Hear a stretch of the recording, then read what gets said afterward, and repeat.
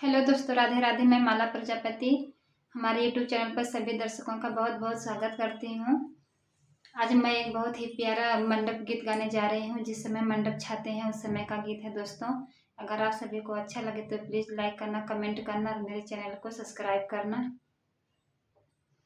गाठे बंधन है चौक चंदन है, धन्य धन्य सरपत तुहरी भागे, मड़ुआ मेरी छावला हो।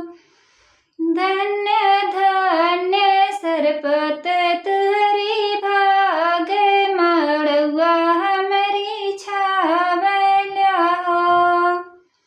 गाठे बंधन है चौक चंदन है, धन्य धन्य ये बस तुहरी भागे, मड़ुआ मेरी छावला हो।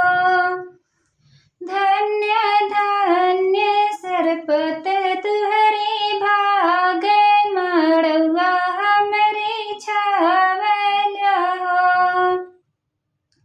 गाठे बंधन हो चौक चंदन है, धन्य धन्य ये मुझे तुहरी भागे, मड़ुआ मेरी छावला हो। धन्य धन्य ये मुझे तुहरी भागे, मड़ुआ मेरी छावला हो। गाठ बंधन है चौक चंदन है, धन्य धन्य आशीष तुहरी भागे, मड़ुआ मेरी छावला हो। धन्य